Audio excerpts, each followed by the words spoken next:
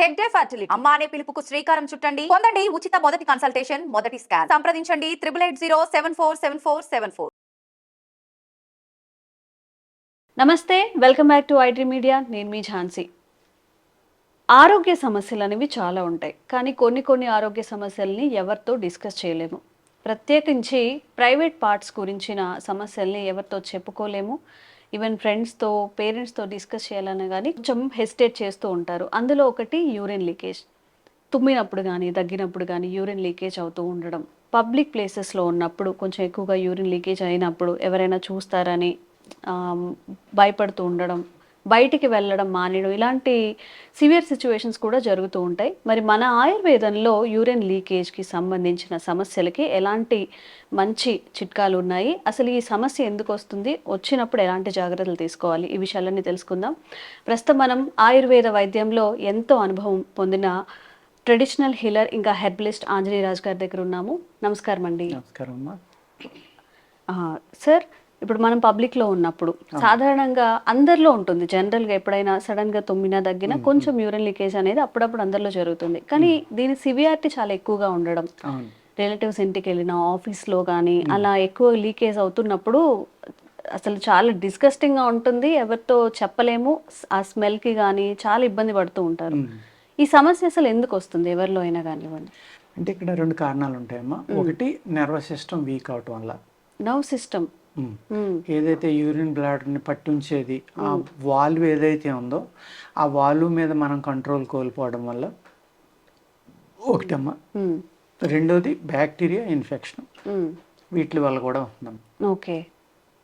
ఈ bacteria urine infection, urine bacteria ఉండటం వల్ల ఏమవుతుందంటే పస్ సెల్స్ కానీ ఎనీ టైప్ అది క్రానిక్గా ఎక్కువ సంవత్సరాలు ఉండిపోవడం వల్ల ఏమవుతుందంటే మీ మూత్రావయవాల మీద మీ కంట్రోల్ పోతుందన్నమాట.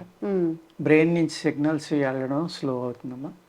బ్రెయిన్కి సిగ్నల్ రావటం కూడా స్లో అవుతుంది.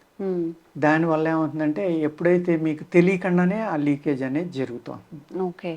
తెలవాలి అంటే ఏంటమ్మా, బ్రెయిన్ సిగ్నల్ వచ్చి మీ అవయవం దానికి రియాక్ట్ అయిందనుకోండి, కంట్రోల్ చేసుకోగలుగుతుంది. కంట్రోల్ చేయటానికి అక్కడ నర్వస్ సిస్టమ్ వీక్ అయిపోయింది, అప్పుడు కంట్రోల్ అవ్వదు కదమ్మా. అందుకేం చేయాలంటే, అలాగే ఎక్కువ చలవ వల్ల కూడా, వాతతత్వం వల్ల కూడా ఈ యూరిన్ లీకేజ్ అవుతుందమ్మా. వేడి శరీరులకి తక్కువ ఉంటుంది. ఓకే.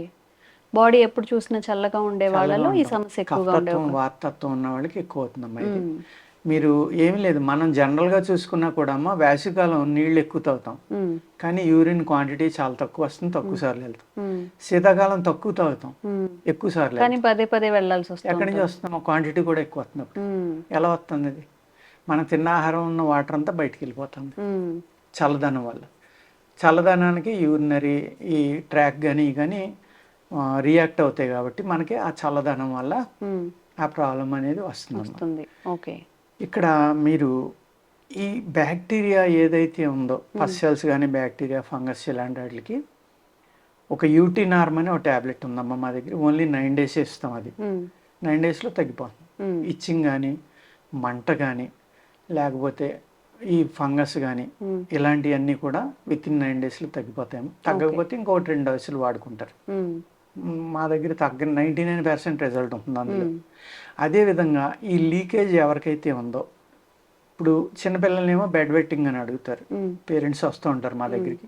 అవును, కొంతమందిలో 14-15 years వరకు కూడా వాళ్ళు ఎక్కువ బెడ్ వెట్టింగ్ చేస్తారు, నిద్రలో యూరిన్ పోయడం అనేది. అక్కడ ఏమవుతుందంటేనేమో వాళ్ళు అసలు శరీరాన్ని గురించి పట్టించుకోకపోవడం, బద్ధకం, నిద్రలో ఎందుకులే లేకడం, పని అయిపోతుంది కదా అని ఒక అలవాటు, కావాలని చేస్తూ ఉంటాడు, కావాలని చేస్తారు. కొంతమంది ఏమో అది ప్రెస్టేజ్ కింద తీసుకున్నారే, పక్క వాళ్ళు నవ్వుతారేమో అనుకున్న వాళ్ళకి వెంటనే కంట్రోల్ అయిపోతుంది. ఏ మానసికమైన ఫీలింగ్ అమ్మా ఇదంతా. అదేవిధంగా ఏజ్డ్ పీపుల్లో పూర్వం వచ్చేదమ్మా, ఇది 70, 80, 90sలో. ఇప్పుడు 30sలో కూడా ఆ ప్రాబ్లం ఉందని చెప్తున్నారు. షుగర్ వాళ్ళలో కూడా ఈ ప్రాబ్లం ఉంటుందని చెప్తుంటారు కదా. షుగర్ వ్యాధి వల్ల ఏమవుతుందంటే యూరిన్ ఎక్కువ. అందులో 2-3 రకాలు ఉంటాయి. యాక్చువల్గా షుగర్ వ్యాధులు 18 రకాలమ్మా. 18 రకాల షుగర్స్ ఉన్నాయా? 18 రకాల మూత్ర వ్యాధులు. అందులో మధుమేహం అనేది, మూత్రమేహం అనేది, ఈ 2 డయాబెటీస్లు అంటాం మనం. అలాగే శుద్ధ పోతుంది, స్పెరం పోతుంది, లేకపోతే బ్లడ్ పోతుంది. ఇలాగ అనేక రకాలైన ఇవన్నీ కూడా ఈ మూత్ర వ్యాధులన్నీ కలిపి ప్రమేహ వ్యాధులు అని ఆయుర్వేదంలో అంటాం. ప్రమేహ వ్యాధులు. 18 నుంచి 20 రకాల ప్రమేహ వ్యాధులు ఉంటాయి. ఉమ్, అందులో 2 రకాలు. ఉమ్, ఏది మూత్రంలో షుగర్ వెళ్ళేది, ఉమ్. రక్తంలో షుగర్ వెళ్ళేది. మూత్రంలో కూడా షుగర్ వెళ్తుందా? ఈ రెండమ్మా. డయాబెటీస్ కూడా ఒక రకం కాదు, 2 రకాలు అన్నమాట. అది కూడా వీటిలోకి వస్తుంది. అంటే మనం తిన్న ఫుడ్ లో ఉన్న న్యూట్రిషన్ అంతా యూరిన్ రూపంలో వెళ్ళిపోతుందా? వెళ్ళిపోతుంది కదా. ఓ. ఇప్పుడు గ్లూకోజ్ ఉంటేనే కదమ్మా రక్తం తయారయ్యేది. ఉమ్, ఆ గ్లూకోజ్ అనేది ఎక్కువైనా అవుతుంది, తక్కువైనా అవుతుంది. ఉమ్, తక్కువైనా ప్రాబ్లమే, ఎక్కువైనా ప్రాబ్లమ్. అదేవిధంగా ఈ యూరిన్ ఏమవుతుంది, ఇన్ఫెక్షన్ వల్ల ఏమవుతుందంటే వాళ్ళకి ఆ ఇన్ఫెక్షన్ వల్ల ఒక విధమైన ఇరిటేషన్ వస్తుందమ్మా అక్కడ మూత్రావయవాల్లో. ఉమ్, ఇరిటేషన్ రావడం వల్ల ఏంటంటే వాళ్ళకి తెలియకుండానే ఈ మూత్రానికి వెళ్ళి వచ్చినప్పుడు ఆ ఇరిటేషన్ అనేది తగ్గిపోతాం. ఓ. ఆ బ్యాక్టీరియా, అక్కడ ఉన్న బ్యాక్టీరియా కొంత బయటికి పోతుంది కదా. ఉమ్, 1 గంట 2 గంటలు రిలాక్స్ అవుతారు. ఉమ్, మళ్ళీ ఇరిటేషన్ స్టార్ట్ అవగానే మళ్ళీ వెళ్తారు. అక్కడ క్వాంటిటీ కాదు, ఉమ్, వీళ్ళు వెళ్తా వస్తూ ఉంటారు. ఉమ్, ఎందుకు అన్నిసార్లు వెళ్తున్నారంటే ఇరిటేషన్. ఉమ్, ఈ బ్యాక్టీరియా ఉండటం వల్ల వచ్చిన ఇరిటేషన్ వల్ల కూడా ఎక్కువ సార్లు మూత్రం అనేది వస్తుందమ్మా. ఉమ్, లీకేజ్ డిఫరెన్స్ అమ్మా, అతిమూత్రం డిఫరెంట్. మీరు లీకేజ్ గురించి అడిగారు. ఉమ్, ఈ లీకేజ్ గురించి మళ్ళీ మనకి శక్తి రావాలి అంటే దానికి సరిపడి లేహ్యాలు లాంటివి, ఉమ్, నరాల శక్తిని పెంచే మందులు ఏవైతే ఉన్నాయో ఉమ్, ఆయుర్వేదంలో అవి వాడుకుంటే చాలా బాగా పనిచేస్తుందమ్మా. ఉమ్, జనరల్గా అందరికీ ఇచ్చే మెడిసిన్ ఏంటంటే మేము ఉమ్, చిన్న ఆవాలు ఉంటాయి కదమ్మా, ఆవాలు పోపెట్లో ఉంటాయి అందరి ఇళ్లలో. ఆ చిన్న సైజు ఆవాలు అనమాట, పెద్ద ఆవాలు కాకుండా తీసుకుని ఉమ్, వాటిని లైట్గా వేపించమ్మా. వాటిని చూర్ణం చేసుకుని ఒక సీసాలో పోసుకుంటాం. ఉమ్, పోసుకున్న తర్వాత మనం భోంచేసి ముందర ఉదయం సాయంత్రం కూడా మొదటి ముద్దలో ఒక పావు స్పూన్ ఆవాల పిండి వేసుకుని కాస్త నెయ్యి వేసుకుని ఉప్పు కలుపుకుని తినేస్తే చేదుగా ఉంటుంది. కానీ ఉమ్. ఈవినింగ్ కంపల్సరీగా చేయాలమ్మా ఇది. ఓకే.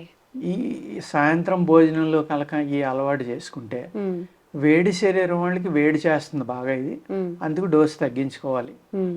ఈ వాత శరీరాలకు మట్టుకి బాగా ఇది తీసుకోవడం వల్ల ఈ వేడి ఏదైతే ఉష్ణం పెరిగిందో శరీరంలో, ఉమ్, ఈ వాతం అనేది తగ్గిందో అప్పుడు ఆటోమేటిక్గా ఒక 50% ఆఫ్ పీపుల్లో ఉమ్. ఈ అతిమూత్రం అనేది తగ్గిపోవడానికి ఆస్కారం ఉందమ్మా. ఓకే.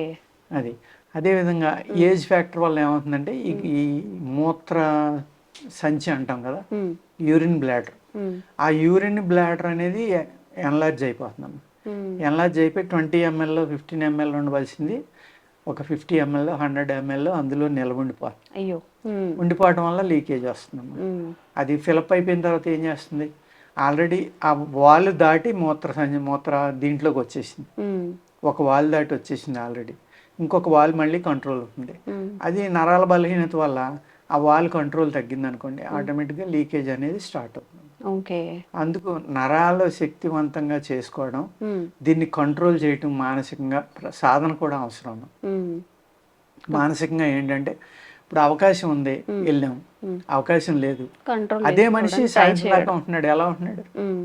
ఇప్పుడు ఫ్లైట్లో జర్నీ అంటే చేస్తున్నాడు, మానసిక పరిస్థితి మీద ఆధారపడి ఉంటుందా? అంతే కదా. ఉమ్, మనిషి తన మానసికంగా ఇక్కడ నాకు అవకాశం లేదు కాబట్టి దాన్ని మర్చిపోదాంలే అనుకున్నాం, ఉమ్, మనం ఏం చేయలేము అనుకుంటేనే అది ఆగిపోతుంది. ఉమ్, ఎప్పుడైతే అవకాశం వచ్చిందో మనం వెళ్దాం అనుకున్నప్పుడు అది ఏమవుతుంది, బాత్రూమ్కి వెళ్ళి లోపల కూడా కొంతమందికి డ్రాపులు పడతాయి, లీకేజ్. ఇప్పుడు మీరు అడిగిన ప్రశ్న అదే, ఉమ్, అందులో ఆ లీకేజ్ కూడా ఉంటున్నాం. ఎందుకు ఉంటుంది, మీ సైకలాజికల్గా సిగ్నల్ ఇచ్చారు, ఉమ్, ప్లస్ మీ అవయవాలు వీక్గా ఉన్నాయి అక్కడ, ఉమ్. ఆటోమేటిక్గా లీకేజ్. లీకేజ్ వస్తుంది. అందుకు అవయవాలని బలంగా తయారు చేసుకోవడం ఒకటి, ఉమ్, ప్లస్ కొంచెం ఆహార నియమాలు. ఉదయం పూట ఎక్కువ వాటర్ తాగమ్మా, ఉమ్, సాయంత్రం 2 గంటలు దాటిన కాడి నుంచి నీరు తగ్గించుకుంటూ వెళ్ళిపోతే నైట్ ఎక్కువగా లెగిసి ఈ నిద్ర అనేది డిస్టర్బ్ అవ్వకుండా ఉంటుందండి. ఉమ్, అలాగే ప్రోమ్యాన్ అని ఒక క్యాప్సుల్ డాక్టర్ దేవి శెట్టి అని ఆయన తయారు చేశారమ్మా. ఉమ్, అది నెట్లో అమ్ముతున్నారు. ఉమ్, చాలా పెద్ద పెద్ద హీరోలు అందరూ, నార్త్ ఇండియా హీరోలు అందరూ దానికి పబ్లిసిటీ చేస్తున్నారు, అద్భుతమైన రిజల్ట్ అని. ఉమ్, ఆయనకి పద్మశ్రీ కూడా ఇచ్చారంట దాని మీద. ఉమ్, ఆ క్యాప్సుల్ బయట దొరుకుతుందమ్మా, ఉమ్, డాక్టర్ దేవి శెట్టి ప్రోమ్యాన్ అంటే దొరుకుతుంది. ఉమ్, దానివల్ల ఈ గాల్ బ్లాడర్ యొక్క ప్రాబ్లం, యూరినరీ బ్లాడర్ ఎన్లార్జ్మెంట్ ఇవన్నీ తగ్గి చాలా మంచి రిజల్ట్ ఉందనేది నేను విన్నానమ్మా. ఓకే. మన ప్రేక్షకులు అది కూడా వాడుకుని ఉమ్, వాళ్ళు హ్యాపీగా ఉండాలని కోరుకోవడం కోసం ఉమ్, నా దగ్గర మందులున్నా కూడా అది ఏది అద్భుతంగా పనిచేస్తే అది వాడుకోవాల్సిందిగా నేను కోరుతున్నానమ్మా. ఉమ్. ఓకే. సమస్య ఎక్కువగా ఉన్నవాళ్ళు ఇప్పుడు ఆంజనేయులు గారు అయితే చెప్పారు దాన్ని కాస్త వాడితే మంచిది. అలాగే మన మానసిక అంటే మెంటల్గా కూడా స్ట్రాంగ్గా ఉండాలండి. అవును. అందరిలో అన్ని ప్రతి ఒక్కరికి ఏదో ఒక సమస్య ఉంటూనే ఉంటుంది. ఈ సమస్యను కూడా మనం అధిగమించగలము అనే మానసిక ధైర్యంతో మీరు ఉంటే కనుక హ్యాపీగా దేన్ని కూడా దాటేయచ్చు. థ్యాంక్ యూ అండి. నమస్తే.